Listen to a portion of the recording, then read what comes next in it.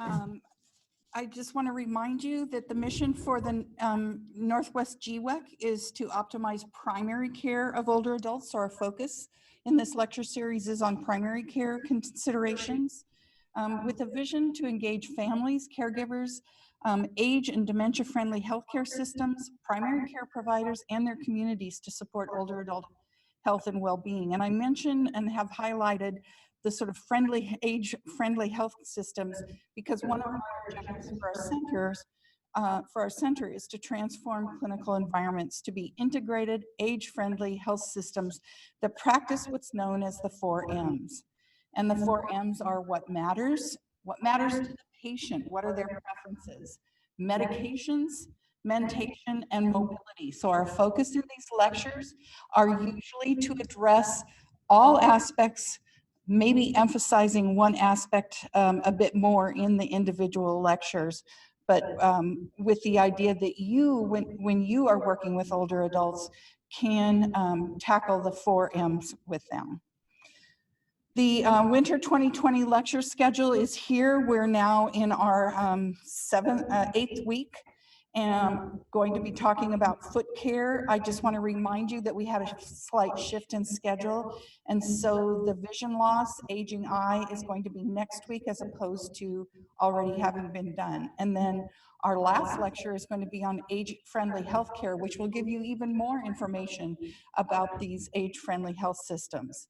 And then our lecture series for spring 2020 is going to focus on Alzheimer's disease and related dementias. And these are the titles for those lectures. You should be receiving information from your site coordinators about this lecture series, with some of the lectures being updated from last year and others being new lectures. Some logistics, just to remind you, my name is Barbara Cochran. I'm the Associate Director for the Northwest GWEC, and I'll be monitoring the Zoom chat window during the presentation, mostly at that point looking for any technical issues that you might raise. But we will open up the chat during the last 15 minutes for you to identify questions that I will then pose to our presenter. Another reminder to please complete, if you haven't already, a profile form for this winter series. You will want to sign in or document your attendance for each lecture attended, although that can happen at the end of the series and is more critical for those of you who are wanting continuing education credits. And then please, if you would, complete an evaluation form for each lecture that you attend. We use this information quite a lot to be able to consider lectures to invite back, as well as topics that we need to include in our future series. Please check with your site coordinator about the format for completing these forms. For some of you, they will be paper forms, and for others, they will be online. Some post-lecture series, as I said, consideration. As I said, you can get continuing education contact hours, up to 15, if you attended the whole lecture series. And those are available for multiple healthcare professionals. You can wait until the end of the series to request those continuing education contact hours.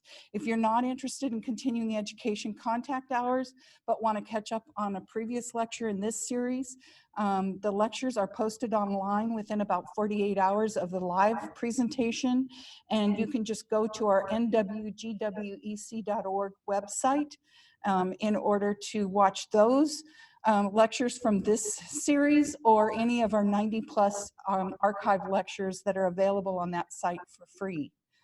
The UW Continuing Nursing Education also offers continuing education contact hours for past series if you're interested, and you can access those at the uwcne.org website, going through the geriatric health menu. There is a small fee for those. And now I'm going to introduce our lecturer for today. I'm going to see if, how do I, wanting to switch over. Sorry, I'm going to need a little bit of help with this. Oh, I see. Okay. Gotcha. And where should I? Okay, thank you. So Dr. Kim Felder graduated from Pennsylvania College of Podiatric Medicine in 1991. She specializes in podiatric medicine and is practiced on staff at the University of Texas Health Science Center in San Antonio, the Audie L. Murphy VA in San Antonio, and in private practice.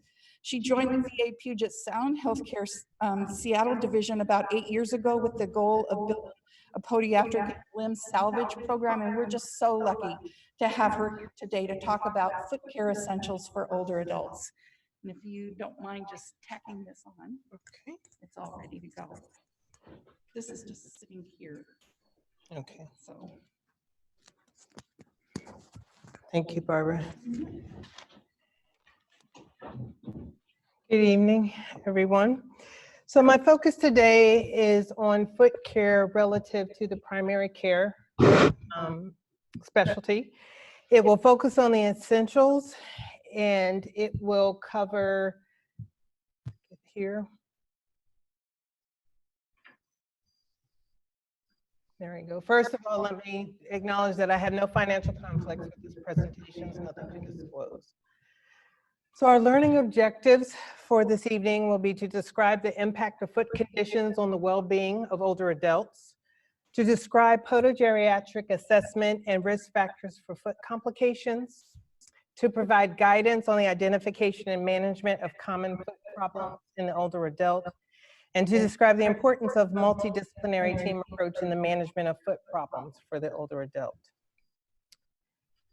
As has been addressed in several of the speakers' talks before me, aging in America is increasing.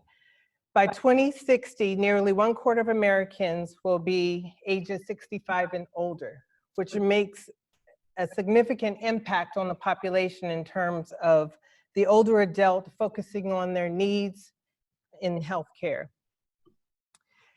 The current growth of the population ages 65 and over are driven largely by the baby boom generation.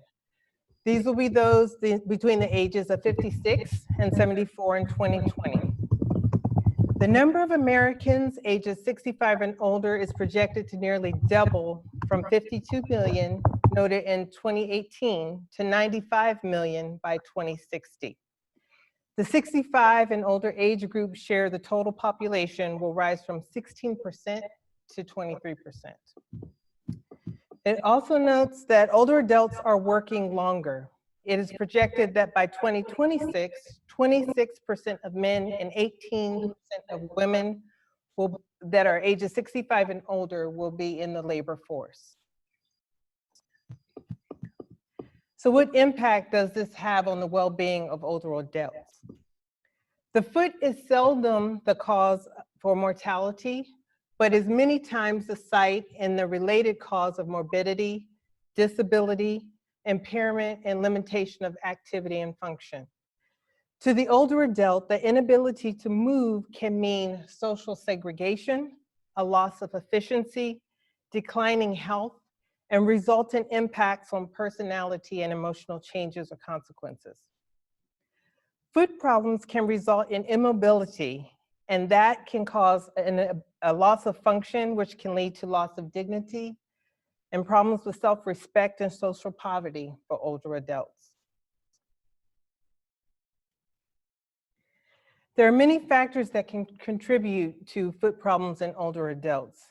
This is not all-inclusive, but to list a few: the degree of ambulation, duration of hospitalizations or institutionalization, previous types of podiatric or foot care services, the environment, emotional adjustment to age, disease, chronic illness, and lifestyle, current medications or therapeutic programs that the older adults may be involved in, associated systemic and chronic disease, associated foot changes from childhood to adulthood and old age, and past foot conditions or pedal manifestations of chronic disease. When focusing on the primary care aspects, it is very important that we obtain a very thorough history of present illness. The chief complaint should be clearly noted and described in the patient's own words. The subjective interview should address more than just our clinical knowledge in identifying symptoms and signs, but also focus on obtaining the patient's perception of his or her own condition. This includes how the foot problems may affect them on a daily basis. The subjective interview should include intentional consideration to identify the patient's primary goals, such as pain relief and restoring maximum level of function. Also included is a thorough past medical history, review of systems, and medications. Focusing on the geriatric assessment, the exam portion will include the vascular, neurologic, dermatologic, and musculoskeletal exams, as well as risk assessments.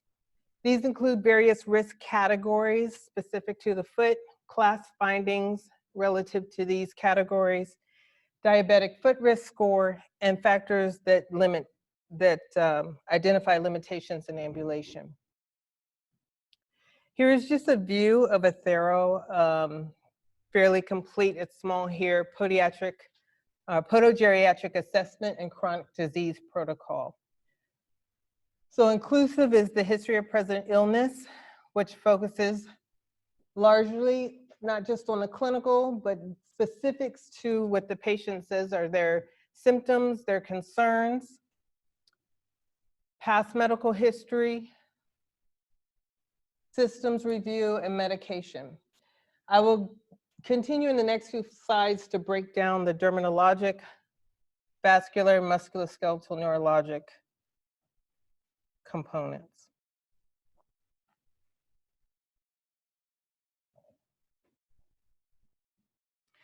The vascular history is very important in reviewing the patient's history and should identify vascular findings, symptoms, and risk factors.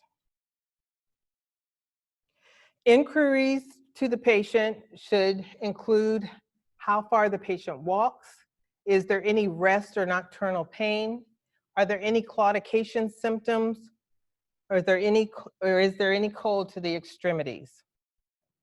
Major risk factors that should be looked for and identified are tobacco use, history of diabetes, hypertension, cardiac disease, cerebral vascular disease, history of CVAs, and family history for any of the above.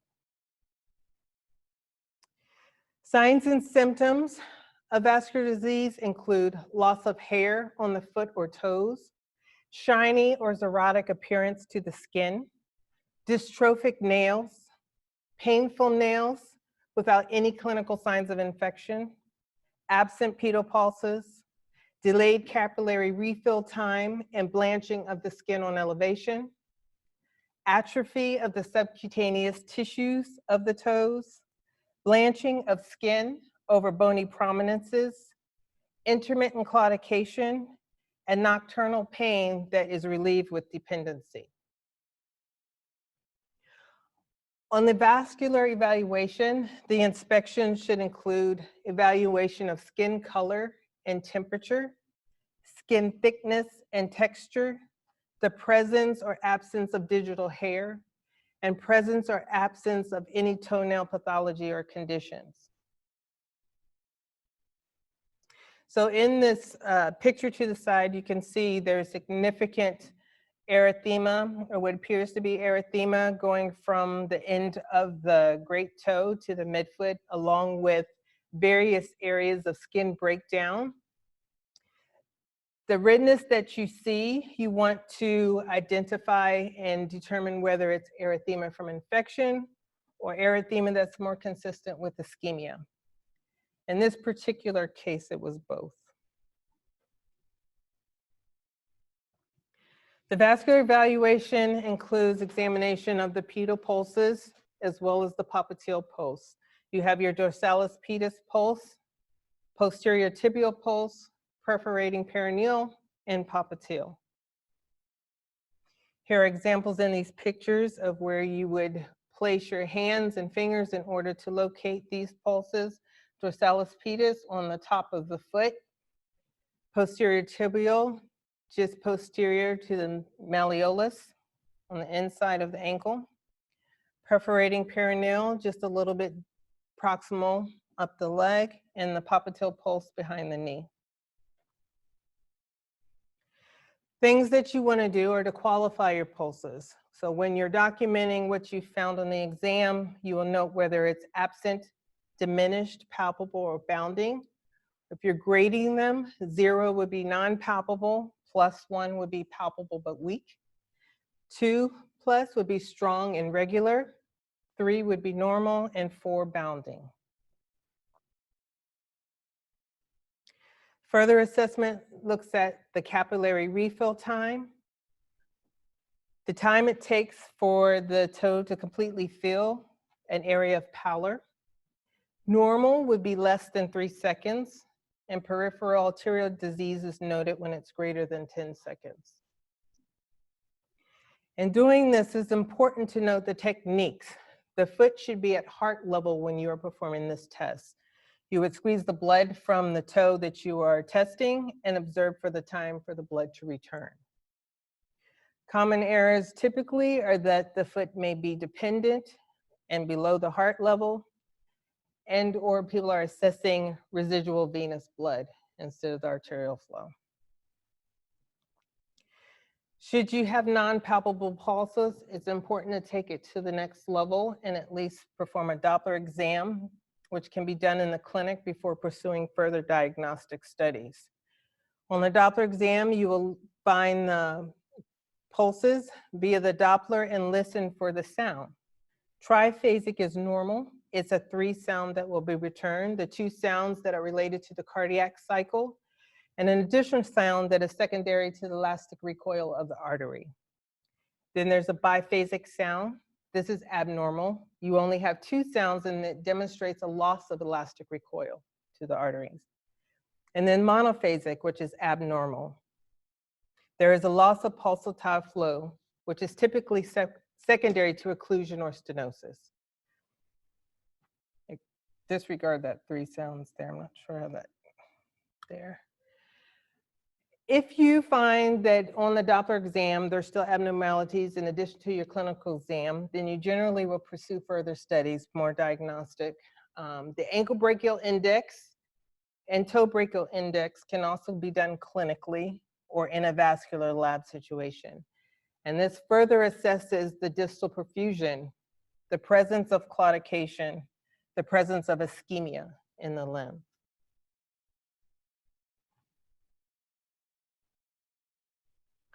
Next, we'll look at neurologic conditions. Some of the most common that are seen in primary care and referred to podiatry, though not all-inclusive, are diabetic neuropathy, neuromas, neuralgia, tarsal tunnel syndrome, nerve impingements, history of CVA with resultant lower extremity consequences or sequelae. And looking at your neurological history, your past medical history and view systems should look for any potential causes of the neuropathy. Is there diabetes that's present? Has there been prior surgery with nerve injury? Are there potential medications that are contributing to the changes in nerves or sensation? Is the patient undergoing chemotherapy resulting in nerve damage? Lower back problems that may result in radiculopathy, peripheral nerve problems, history of CVA, history of alcohol abuse. Other inquiries should address sensory or autonomic changes. Is there the presence of burning, tingling, clawing sensations? Are there any motor sensations or changes? And is there any weakness or noted foot drop? Signs and symptoms that may be found on examination include nocturnal pain that doesn't allow the patient to fall asleep. Patient may complain of paresthesias, hyposthesia, hyperesthesia. You may note on exam hemorrhagic calluses or subungual hemorrhages. These may be associated with no pain or recollection of trauma. There may be evidence of injury. However, the patient can't recall any injury or trauma. Patients may be wearing improperly fitting shoes and unaware of the consequences in terms of problems with the skin or breakdown in the skin, the shoes being too tight. There may be loss of deep tendon reflexes, vibratory, pressure, temperature, or position sense. You may also note changes in the shape of the foot, pointing of the toes, increase or decrease in the height of the arch of the foot. There may be the presence of a drop foot, a slapping type of gait, or wide-based gait. You might note significant intrinsic muscle atrophy. There may be the presence of decubitus ulcerations, and radiographically, there may be signs of osteolysis, Charcot changes, breakdown in the bones or joints, or demineralization of the bone.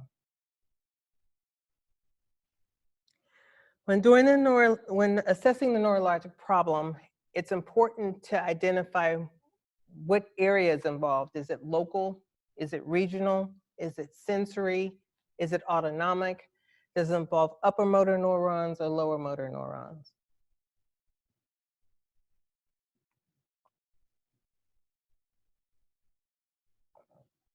When looking at upper motor neurons, you will see that it affects groups of muscles. There may be only slight atrophy of the muscles. You may note spasticity and hyperreflexia, and there's no note of fasciculations. You may also have normal nerve conduction studies. With lower motor neuron, this typically affects individual muscles. You may note a significant amount of atrophy or flaccidity, hypotonia, or hyperreflexia on examination. There are often fasciculations, and the nerve conduction studies are typically abnormal.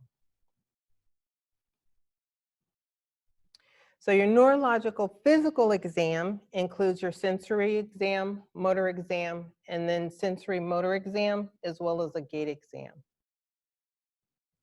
You want to be sure to compare the right to the left, to compare distal to proximal, and note that nerve injuries can be subtle. Your sensory examination depends on the subjective response of the patient. You want to focus your testing based on what you found or what you were told during your history of present illness interview. Sensory examination instruments that are typically used on a daily basis are the Sims-Weinstein monofilament, 10 gram or 5.0 gram, 5.07 gram with diabetic patients, the tuning fork, and alternate hand the Q-tip because it is easily accessible. When doing your sensory exam, you will look at vibratory, proprioception, pain and temperature, pressure, including protective sensation. This is with the 5.07 monofilament, 2-point discrimination, light touch, and percussion. And when you're focusing on these areas, you want to be sure to think about your dermatomes. So it's a good idea to have that readily available and evaluate each dermatome level. For sensory tests, you want to consider the following: what nerve is being tested, what dermatome area is being tested, and what spinal pathway is being used. The same picture of dermatomes that was on the other slide. Easiest and most common way to test protective sensations with the Sims-Weinstein monofilament. This tests pressure sensation and identifies whether there is a loss of protective sensation and can also map out the sensory deficit. Prerequisites to this test include having the patient have a good understanding of what you're doing, how you're going to test, and the response expected. You should perform this test with a slight bend to the monofilament and on non-calloused skin. There are several areas that are consistently tested. On the plantar aspect of the foot, the hallux, the fourth toe, the ball of the foot under the first, third, and fifth metatarsal heads, the midfoot area, proximally on the heel, and dorsally, which is not demonstrated at the base of the first inner space, and dorsally on the medial side of the midfoot around the navicular, and on the lateral side of the midfoot around the cuboid fifth med base. What you're looking for with the monofilament is whether they are able to fill it at each of these sites. It is noted that there is no loss of protective sensation if the patient is able to fill the monofilament distally, medially, laterally, and planarly. If they are not able to do this distally, there is noted as a loss of protective sensation.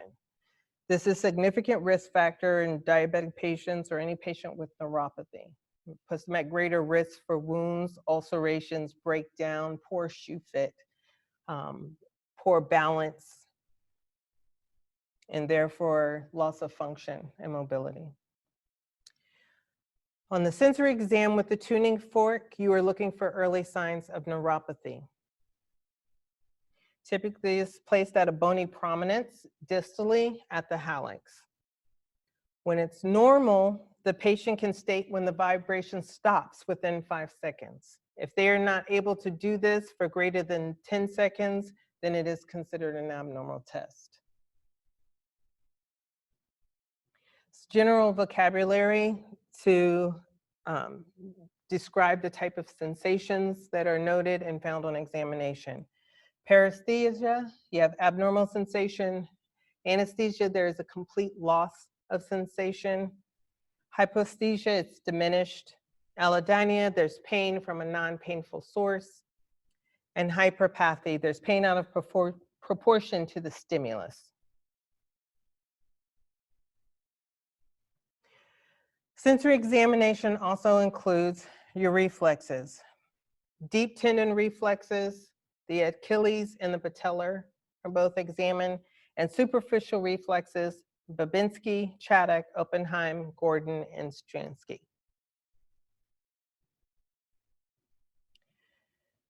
Grading of the reflexes are as follows. When there's no response, it's 0. +1 is diminished, 2+ is normal, 3+ is increased, and 4+ is hyperactive.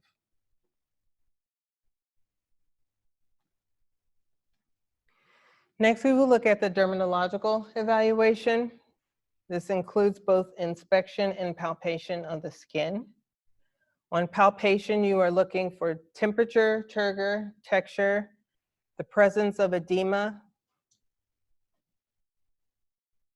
On inspection, you are looking at skin color, whether there's hypopigmentation, erythema, rubor, hyperkeratosis, thickening of the skin, hydration. You may have dry skin as a result of hydration problems and not just the hyperkeratosis, so it's important to identify that. If you look at the picture where both feet are up, the skin is very dry and crinkled and slightly scaly. That's due to hydration. Autonomic issues as well, versus the hyperkeratosis where the skin is very thick, cracked, and calloused. You also look for scaling that may identify other skin problems or health conditions. You want to be sure to inspect the web spaces, which are often forgotten and may identify wounds, fissures, breakdown in the skin, and inspecting the toenails.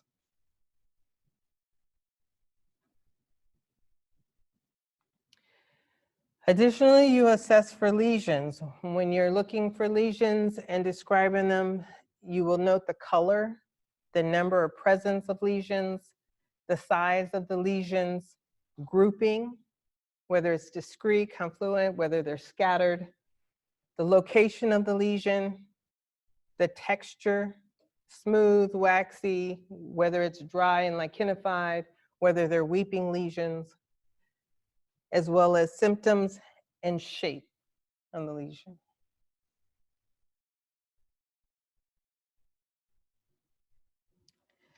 Moving on to musculoskeletal exam. Focus will be on inspection, palpation, range of motion, motor strength, muscle tone, weight-bearing and non-weight-bearing presentations. On inspection and palpation, things you are looking for are bony prominences, whether there's deformity present. You're going to look for symmetry, shape of the foot, whether there's wasting of the muscular tissue, fasciculations, any presence of masses, and ambulatory dysfunction, or your gait exam. Moving forward with muscle testing, you're going to be looking for muscle tonus. This is the resistance that's felt when the limb is passively moved. The tone can be hyper or hypo and should be noted. Additionally, you're going to test muscle strength in the various quadrants and groups. For each muscle tested, you should consider the following: which nerve innervates the muscle, and what nerve root is associated with the muscle movement. This will help you to correlate any neurologic findings or any other systemic or associated chronic illnesses. Here's an example of motor testing and the nerve roots involved. Looking from the hip down to the knee and ankle, down to the digits in the foot.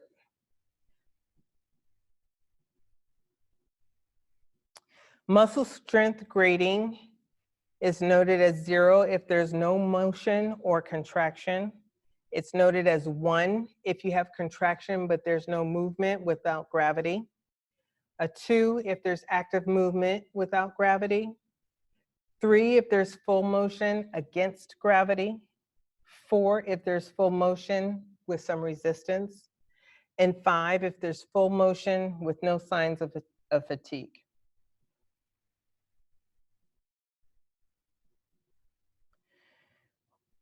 You then focus on your gait evaluation.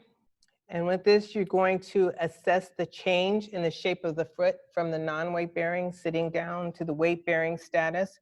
Do you notice any splaying of the foot? Is there a talar bulge? Do the metatarsals spread out? Does the calcaneus or heel bone fall to one side or other? Does it invert or evert? You will note the overall posture, the position of the head, the neck, the shoulders, height, arm swing, hip position or rotation, knee flexion and swing, and ankle motion. You, as I already stated, you observe the position of the calcaneus as it hits the ground. Is it inverted, everted? Is it perpendicular?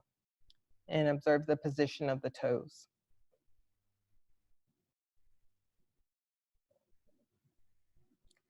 Finally, on the exam, you will do a shoe evaluation. Evaluate the shoes for fit and function. This is frequently forgotten, but can be very enlightening to have you go back and look at some other things in the clinical exam. You want to look for proper fit. Do you have at least one thumbnail length at the end of the longest toe? Not the great toe, but the longest toe, which is not always the great toe. You're going to have the shoes fit to the larger foot. And you're going to make sure that the fit is appropriate for the shape of the foot. You also look for proper style. Is there motion control, stability? Is there shock absorption? As adults get older, they are also more active. They have various health statuses, from very healthy to chronic disease and illnesses to complications with neuropathy or wounds, ulcerations, histories of amputations. And with each of those instances, the shoe fit or style or shape will be different. You want to ensure that there's appropriate material, whether it's leather, neoprene, or nylon, appropriate for activity, whether that's walking, general sedentary daily activity, running, or if they need specialty shoes or orthotics. Do they have the appropriate inserts for patients that have neuropathy or other complications with the foot, deformities, history of amputations? Do they have biomechanical illnesses or problems in which they need custom orthotics?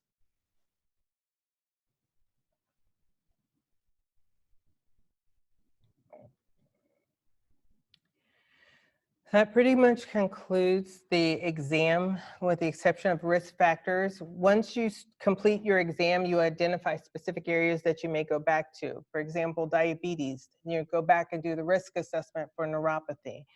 Do they fall in the foot risk category 0, where that's normal, there's no complications? Do they fall foot risk category 1, where there's vascular problems, no deformity, intact protective sensation? Foot risk category 2, more progressive, where you now have neuropathy plus deformity. You may or may not have vascular compromise, and you have your loss of protective sensation. And 3, there's been a history of ulceration or amputation, so they're at their greatest risk.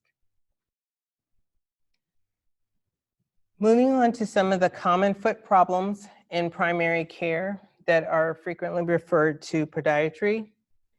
Again, this is not all-inclusive, but some of the most common. You will look at, we're going to go through the categories of dermatology, soft tissue injuries, common bone injuries, acquired complaints, local manifestations of systemic disease, sports injuries, and biomechanics. The most common referred under dermatology typically are corns and calluses, ingrown toenails, onychomycosis or fungal toenails, dystrophic or damaged toenails, and a combination of the above.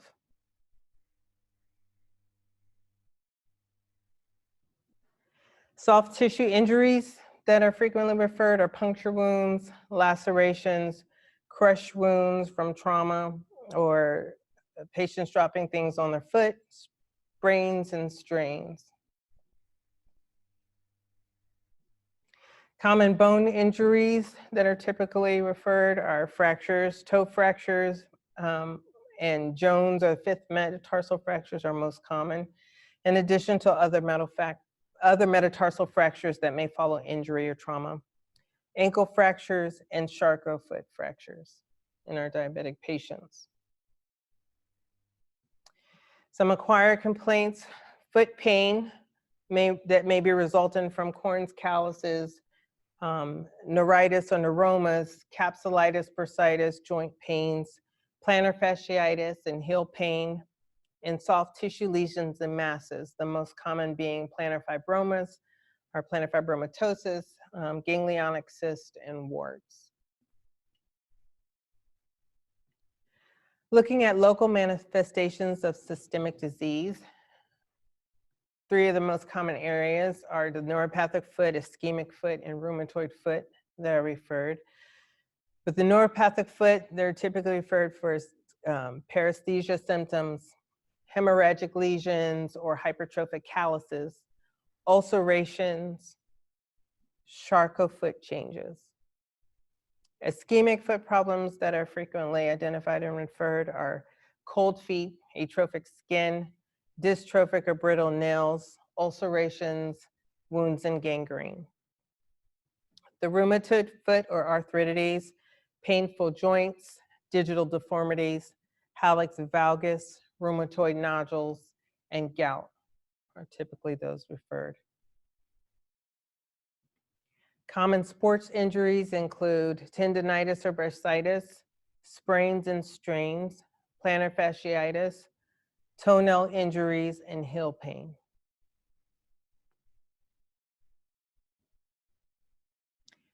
Biomechanically, it's often because of difficulty with ambulation, abnormal gait, or gross deformity secondary to systemic disease that's resulting in poor function or limited function and mobility.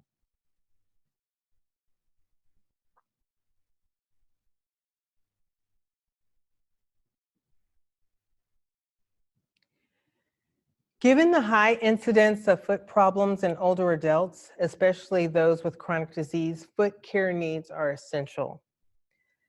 The ability to remain active and ambulatory is one means of assuring dignity and self-esteem in older adults. Foot health education and care should be a part of comprehensive care for older adults. Health literacy is the degree to which an individual has the capacity to obtain, communicate, process, and understand basic health information and services to make appropriate health decisions. It is important that a multidisciplinary team approach is taken to improve health literacy and advocate for our patients. Barbara, how are we on time? Okay. Is there any way to connect for photos, clinical pictures, you know?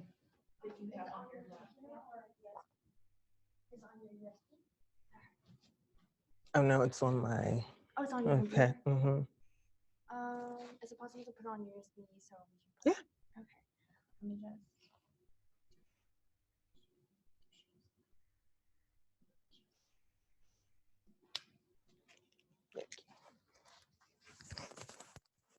Give me just a moment. I'll go through some clinical.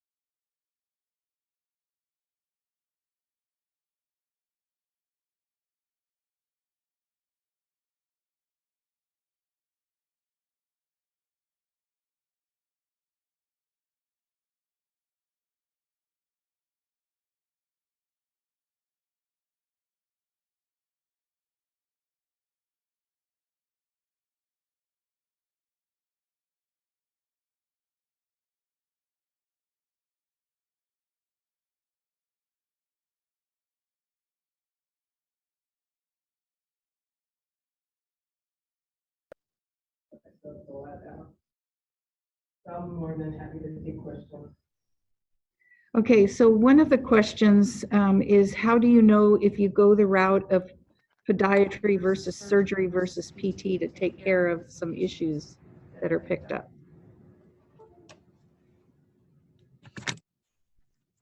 Do I need to repeat it at all? They can hear. Okay. So the question was, how do you know whether to go the route of PT, surgery, or podiatry if you pick up some abnormalities? That's okay, don't worry about it. So if you identify a problem, I want to make sure I understand if it's in terms of who do you refer to versus PT surgery, it really depends on what you find on exam. I think a multidisciplinary team approach is important. So it may be that initially, if it is a muscular issue and you're concerned of a sprain or strain or something that's mild with no associated vascular or neurologic compromise or chronic illness, then you may consider PT initially, or you may consider it in combination with the specialty that's most indicated. If it's a podiatric issue, any of those that I listed, foot or ankle, and there's something acute, traumatic, or there's an associated increased risk for complications, whether it's vascular, neurologic, or musculoskeletal, then you may do a combination or refer to both and work as a team. If it's a surgical issue and it's foot or ankle, then typically that's still podiatry unless there's some other concern. And if it is a surgical issue, then conservative things will be handled first unless it's more of acute or emergent situation where surgery would be deemed prudent first.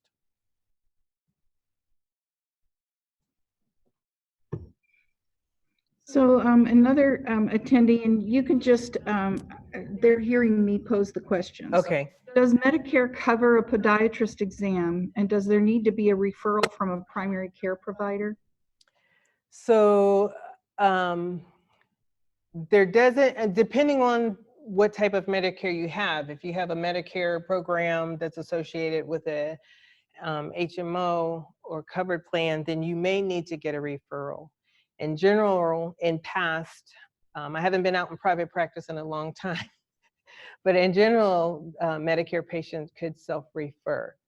Whether their visit is covered or not depends on what the visit is for. And so if it's routine nail care, which frequently patients are referred for, there are specific guidelines that have to be met. They have to have a Medicare-approved associated systemic illness, in addition to clinical findings, whether that's a loss of pulses or vascular disease or loss of hair, whether there's neuropathy or other, in addition to those other chronic systemic illnesses, which would make it covered. And there's still a time frame in which they're allowed to be seen for those. So it really depends on what the diagnosis or what they're being referred for.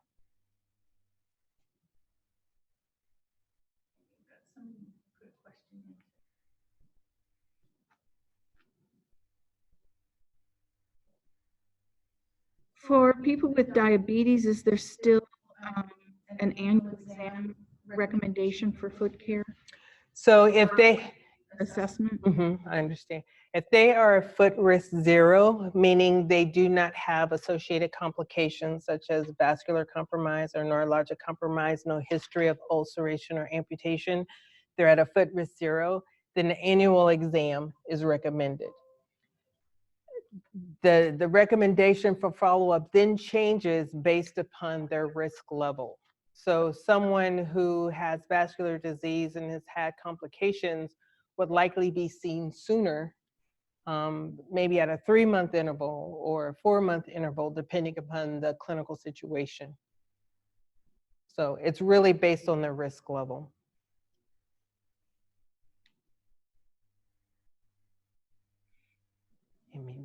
Someone is actually asking what prompted you to enter this specialty. I actually had a lot of interest initially, and then I really started spending time doing wound care and working with a local podiatrist who focused on wound care, and that's what grabbed me. I pursued that. It also allowed me to work with the other specialties that I had an interest in. I like to direct one-on-one patient contact, the close proximity, and the ability on most cases to send somebody out happier than when they came in.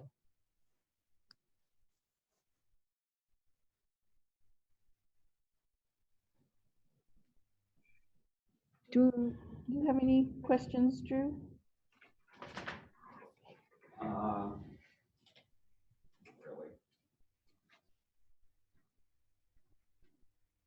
Really? Why can't we do skin grafts over a complicated foot wound that has tendons showing? This comes from Dr. Bailey. So why can't you do a skin graft? You need a base that has a good granular base that the skin is going to be able to attach to. So tendons often can be avascular, and so they may not take the graft, but that's not always the case. It depends on how you harvest your wound bed and prep it and what type of graft or skin biologic you're using. Do you have recommendations for who should be doing foot care routinely for older adults? Medical assistants, So level of training, that sort of thing? So if a person has no risk factors, they have good blood flow, good sensation, and they're educated on how to do it, then most people can do that at home if they fall into that category. Someone who then has complicated risk factors or systemic or chronic illness should then be seen by a specialist.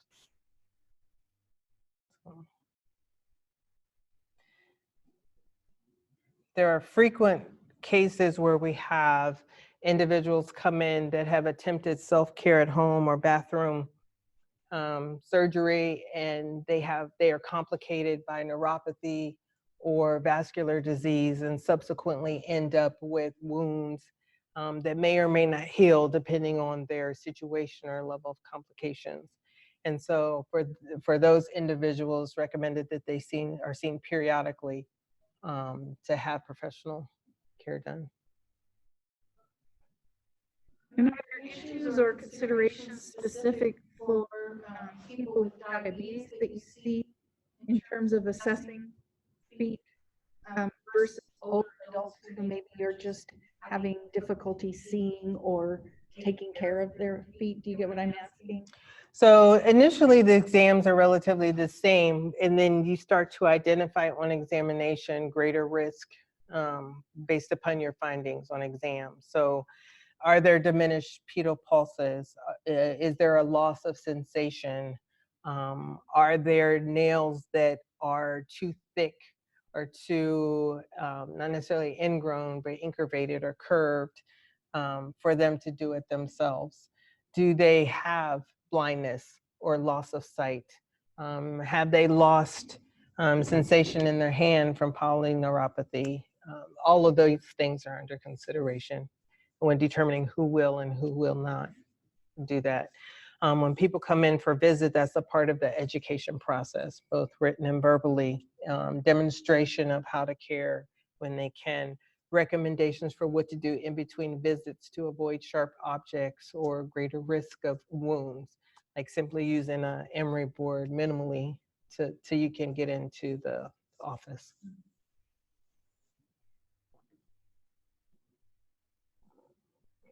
Okay, well, it doesn't look like I have any more questions, so I want to thank you. Some of the pictures were a little bit